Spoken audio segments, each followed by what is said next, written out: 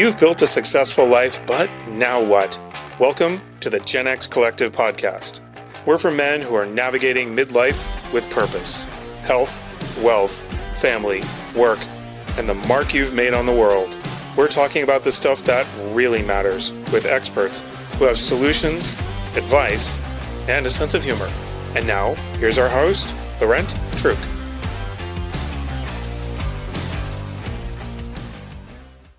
Hello, everyone, and welcome to the Gen X Collective podcast. I am your host, Laurent Truc, and I am excited to kick off this episode with a powerful discussion about resilience, purpose, and mastering midlife.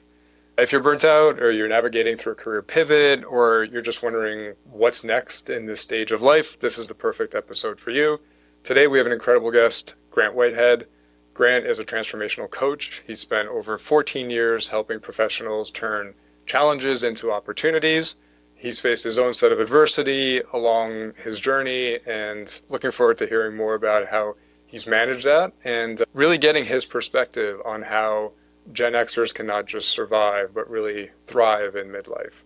So Grant, welcome to the Gen X Collective podcast. Thank you very much. I'm honored to be here. So we'd love to get started with maybe an introduction of yourself and a little bit about your journey. Sure. So I am a men's transformational coach.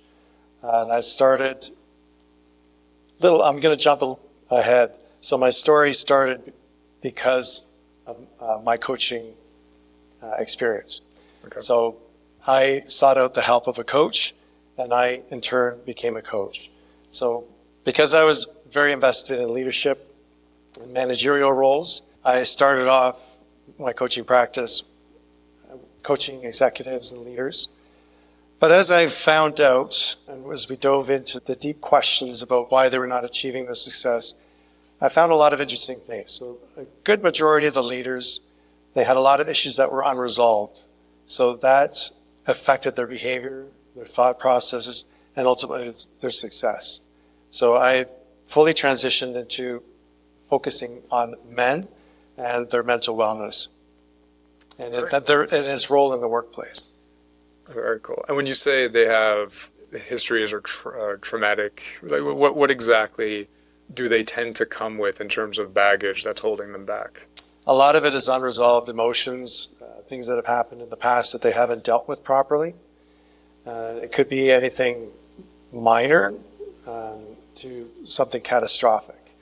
It all depends on the individual, but ultimately it impacted their success in their life.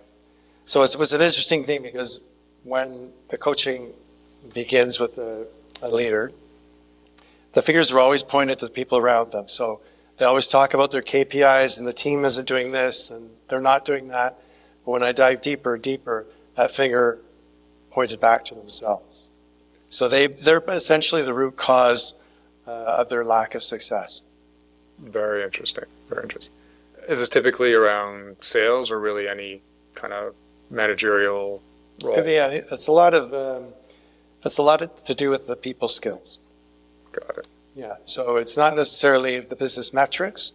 It's more on their behavior. How's their behavior interacting with other people? A lot of leaders are so focused on their sales and their success that they really forget the people factor, which I'm sure, as you know, has really impacted the workforce. So that's why there's massive burnout. All the good employees are leaving. People are just miserable at work. It's impacted it profoundly.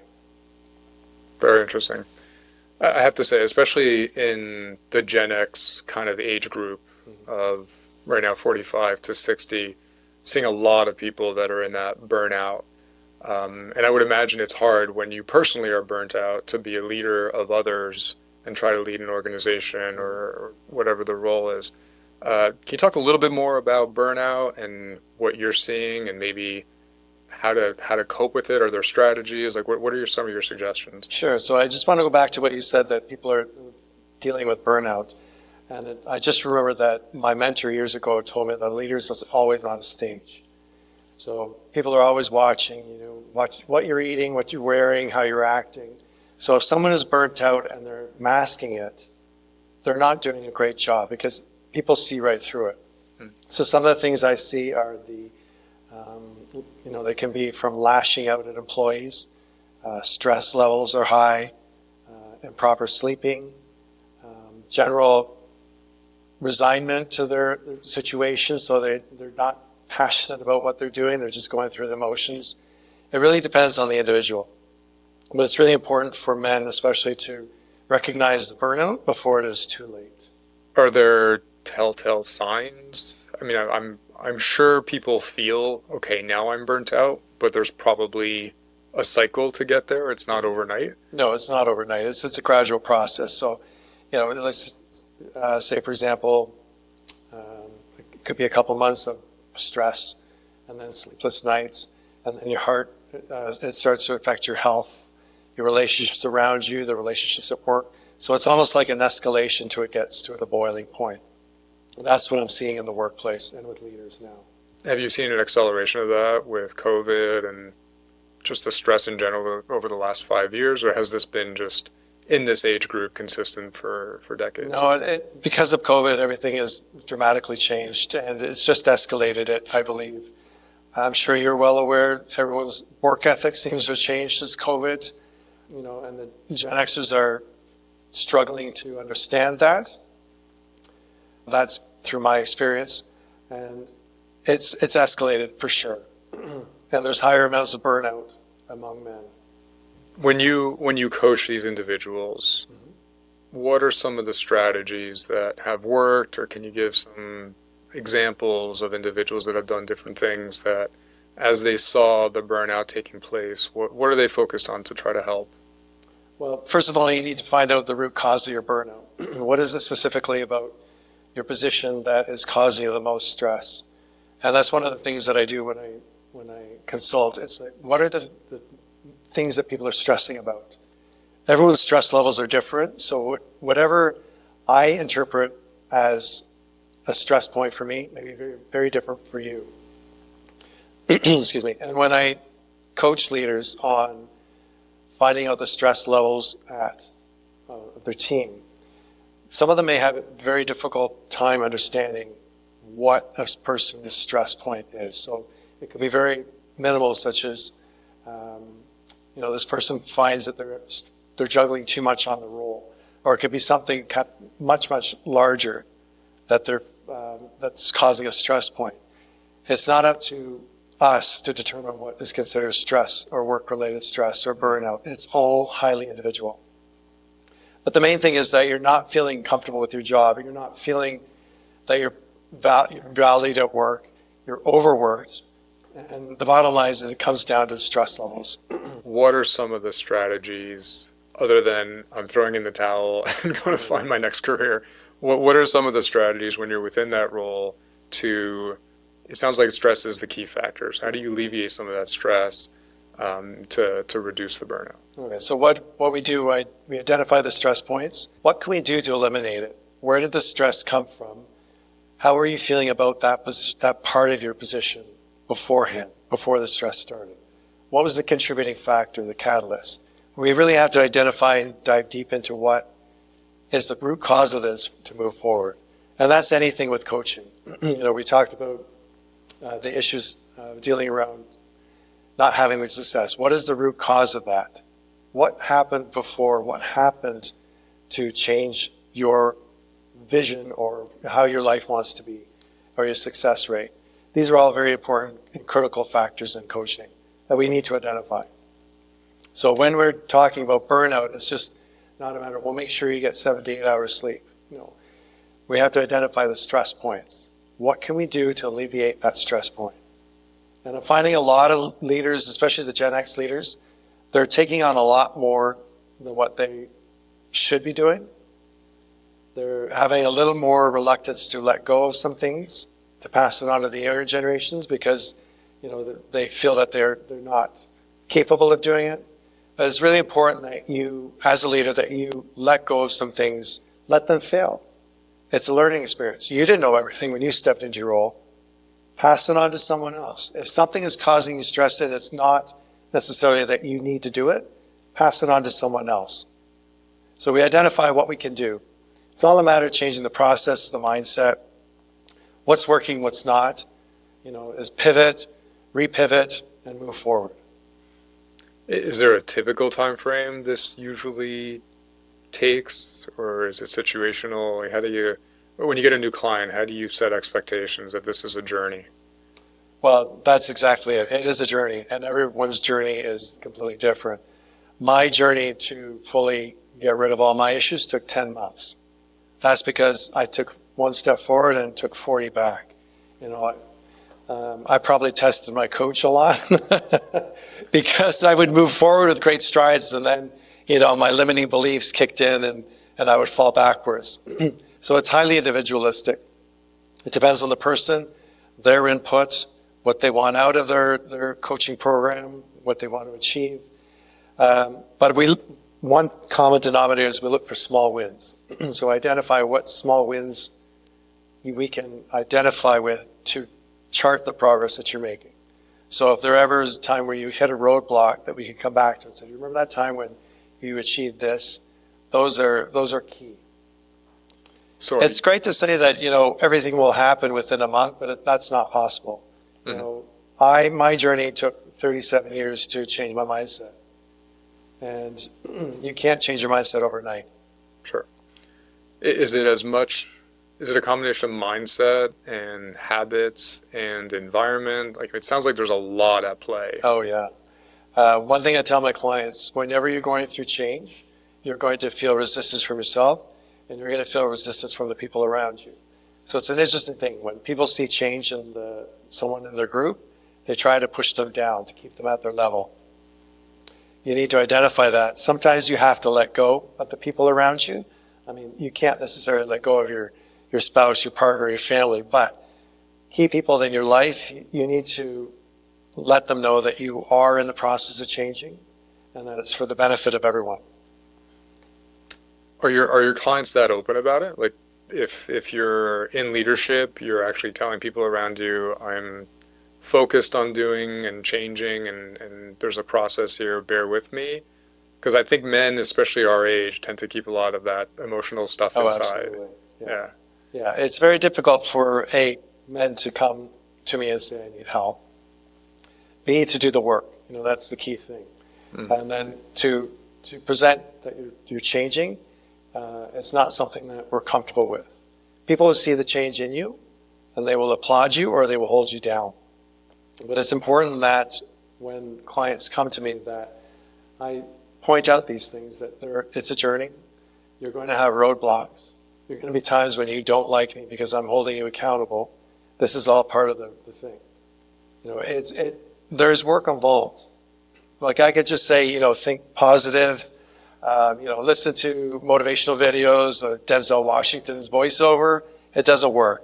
You know, to really transform your mindset, your behavior, your thought patterns, it involves some input on your part.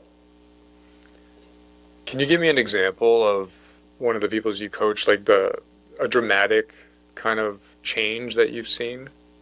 I can give you myself as a perfect example.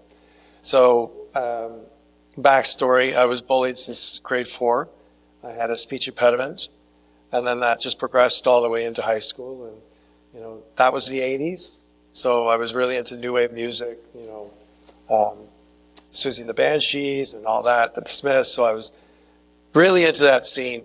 And I went to one of the toughest schools in my city. I grew up in Hamilton. So anyone who knows Hamilton, it's a steel town. And it was one of the worst schools in the area.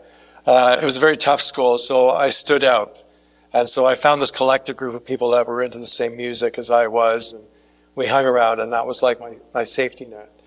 But that bullying impacted my life so much that I built thick walls.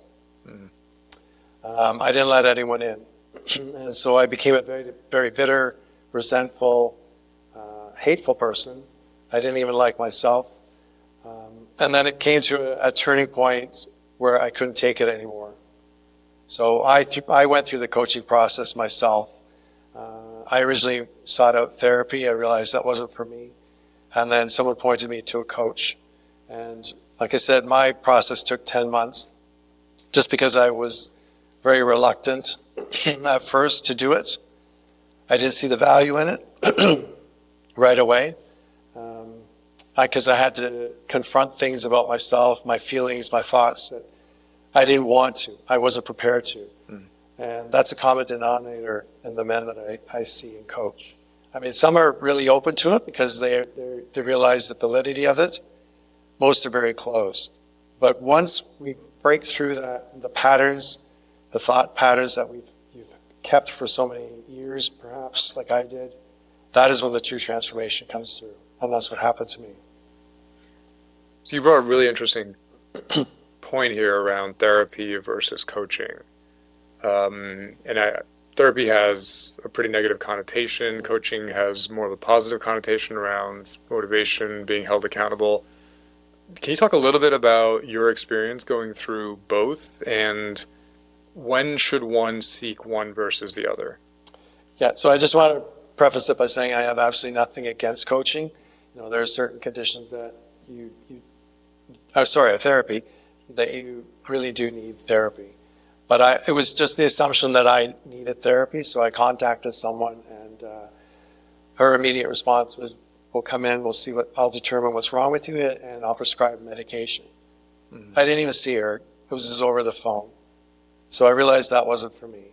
The difference between coaching and therapy is that coaching believes that everyone is perfect as they are. They've fallen off track. They just need tools and strategies to get them back to where they should be and where they ought to be. It's a very solution-based practice. Tools, strategies to get you back on track, to move you forward to where you want to go. And therapy doesn't necessarily do that. I've actually had quite a few men from therapy come to coaching. Yeah. Very surprised to hear your backstory, that in some cases you're dealing with clients that have challenges from 30, 40 years ago. This is not, hey, over the last few months I've been overstressed and this is difficult. I'm sure there's that as well. But this is really trying to find that root cause, that if you overcome that, it actually may not even just solve your work-related issues, but your family-related issues and the whole ecosystem that you're involved in. It has a complete rippling effect. Everything, something that happened to me years ago had a rippling effect to everyone around me. It affected myself, obviously, the people around me, my family. I didn't open up to them. I closed myself off to them. The same thing from a lot of men. We're conditioned to not share our emotions, our feelings, have that face of everything's fine. And we learned that from our parents, unfortunately. The Gen Xers especially. We learned it not to deal with emotions. I can recall my parents saying, if my siblings got into a fight, what will the neighbors think? Close the doors. Everything's fine. Let's not talk about it. If we don't talk about it, we'll ignore it. It'll go away. Well, it just doesn't happen. It just gets very deep, and deeper and deeper. So that is very true. Yeah. Okay. Wanted to also talk a little bit, just because you have coached so many different types of individuals in this age group. Men, midlife crisis. It's like a terrible four-letter word. Right. And I'm not sure why. It could be motivating or it could be completely depressing for some men. Talk a little bit about career pivots and how, I'm assuming as part of your coaching you see a lot of individuals coming through that. Right. Are there different strategies, or we'd just love to get your perspective on that? So some men come to me and say, I'm not feeling fulfilled. That seems to be the common consensus. Okay. Gen Xers are in a very unique position. They have the workload that they have, the demands of their work, but they also have family obligations. Aging parents. My mother's 95, almost 96. So we're kind of stuck in the middle. We have our own responsibilities, but we also have to look after our parents if they're still alive. So it's that gray area that men are coming to me and saying, I'm not feeling fulfilled. So their life may have fallen off track. They may not have achieved what they want to at this age.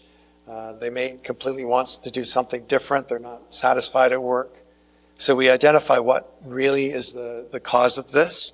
Sometimes it's, I'm not happy with the job. I want to change it completely. Most times it's, I've lost the passion for what I'm doing. And we try and regain that. Is that often a change in career? Is that finding hobbies that are more fulfilling? Like, are there different strategies in becoming a more complete person as you're trying to, go through that phase of struggle? Mm-hmm. So sometimes I identify, okay, what are you doing in your life? Like, is it, let's look at your day, for example. Well, I go to work, then I drive the kids to this, or I go see my mom or my father or whatever. We identify any gaps that are, may have fallen into a routine. That seems to be the common theme. Everyone's in a routine now. So we need to reignite some passion, maybe explore something that you want to do differently. I've had clients that have, randomly picked up oil painting just because they want to do it, because it's a creative outlet for them. They're not concerned that they're not going to be posting in a gallery. They just want some creative outlet. So it's really about igniting some passion, some fire back into your life. And what I'm also finding, it also involves reconnecting with your spouse or partner. Because at this age, a lot of people are empty nesters now. They may have drifted away from their spouse or partner just because of life, raising the kids. They went off to university. And it's like, okay, now what? Here we are. They've lost that connection. So sometimes it's just reigniting that passion, that connection with their spouse, which is vital. Would love to hear some strategies both on reigniting passion with the wife and kind of the household improvement, so to speak. Mm-hmm. And then even on, I think a lot of men are just feeling unfulfilled, but don't actually know what they need to feel fulfilled. Mm-hmm. Like, some of us may have hobbies from before that it's easy enough to pick up again and you're like, oh, this feels nice. But there are many, like, I'll use myself as an example. I don't have any hobbies, and I've literally been a workaholic for most of my life. I don't really know what kind of a passion I would pursue. How do you get that out of people? Like, how do you try to move the needle to understand a little bit better what will fulfill them? Well, Laura, what interests you outside of work? I know you're a very successful businessman, but what interests you outside of work? Yeah, this is my struggle. I love connecting with people. I love networking. Okay. I love socializing. I have a core group of friends. We get together all the time. That I enjoy doing. Mm-hmm. I don't know if I define that as when I think of fulfillment, I think of what am I creating? And I don't have a lot of creation. I haven't created a lot. Although this group is starting to become partly my creation of, my focus and my outlet of something that I need to produce. So maybe that's something that's giving me more fulfillment than I've had before. But yeah, I've struggled for a long time around what is going to give me that fulfillment. Because work's not in general doing it for most of us. Mm-hmm. So I was curious if there's like a line of questioning that you use, or do you recommend people try a bunch of different hobbies? It's kind of like what we do with our kids. Like, as they're growing up, right, put them in every sport you can think of, see what sticks, see what they like. Is that something we do in older age, or we should be doing in older age? Well, it's a matter of exploring. You're not dead or anywhere near it, so why not explore something different? So you touched on something interesting, that it was about the connection aspect. So through the conversation that we would be having, I would pick up on something and say, well, what about if you could do something with connecting with people outside of work? Join some sort of group or whatever, that sort of thing. That's just a quick example. Mm-hmm. But it's something just to get them focused off work, reignite something that they have lost, excuse me, or even explore something new. Men have picked up interesting hobbies later in life.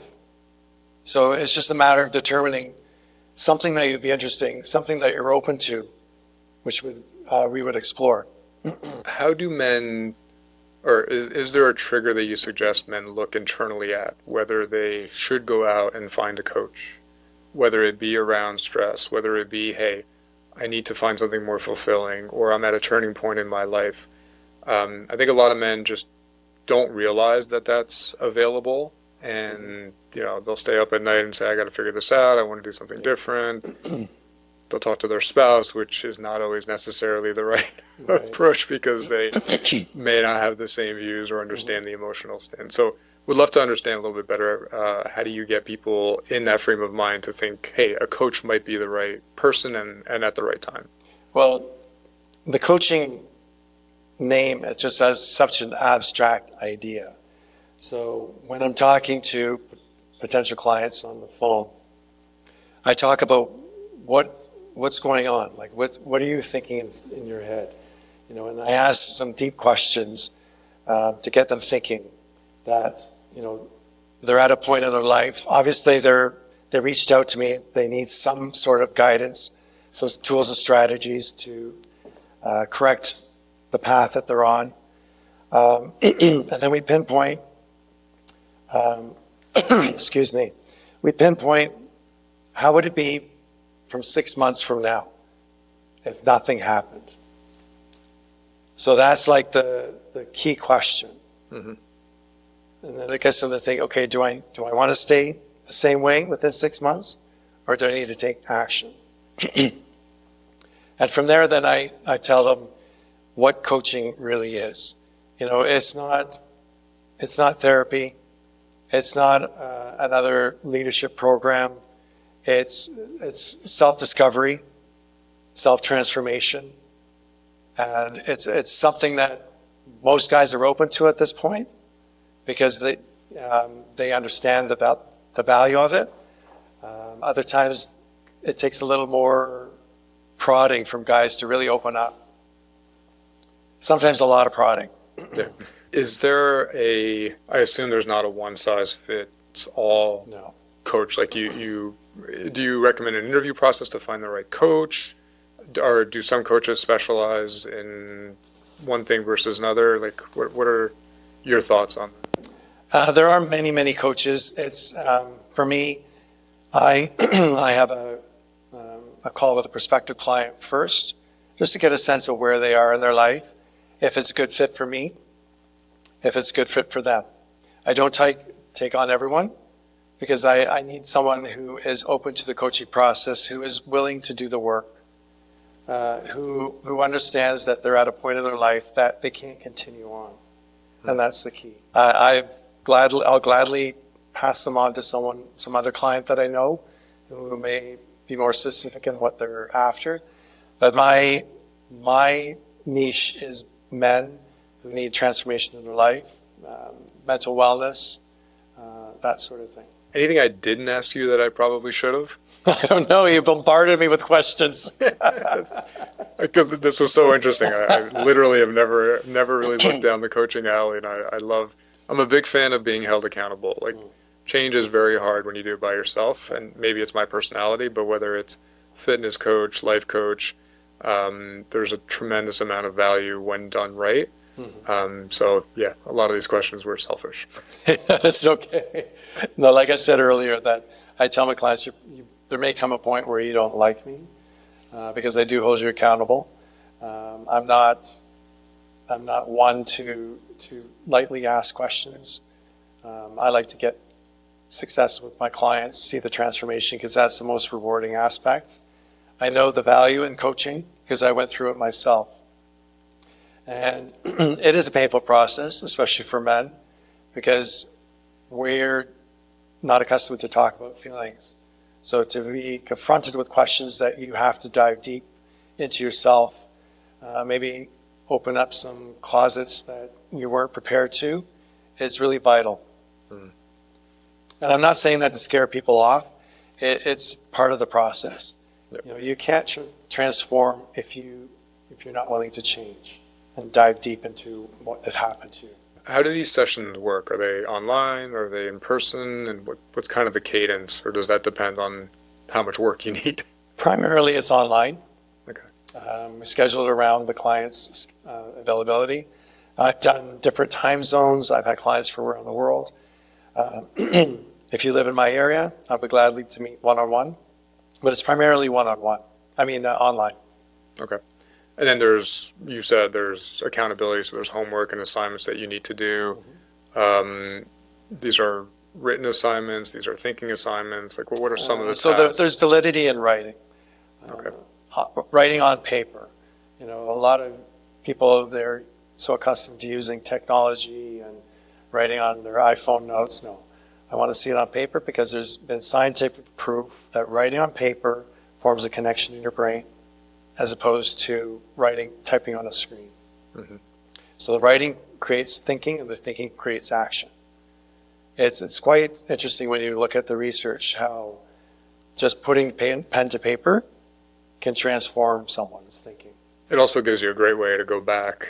Exactly. One, see progress. Two, understand this is what I was thinking back in the day. And then if you get burnt out again in a few months or a few years, you have a reference point. Yeah, so it really depends on the session at that time. There could be writing involved. There could be some questions that I will ask you that you need to think about and come back and in their follow-up meeting that you would discuss. So it really depends. Okay. Any closing remarks? We'll make sure that we have contact information for anybody if they want to reach out to you, get more information. Anything that you want to kind of end with to solidify the points? Yeah. Guys, it's really important that you become vulnerable. Vulnerability has great value in it for everyone around you.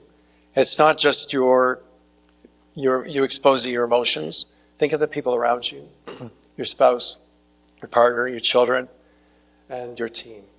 It's really important that you be open with yourself. Don't be afraid to express feelings and emotions. Let's break the stigma together. That's excellent. Grant, thanks so much for coming on, taking the time. And looking forward to additional conversations with you as we move through this group. Yeah, I would love that. Learned a ton. Appreciate it. Thank you.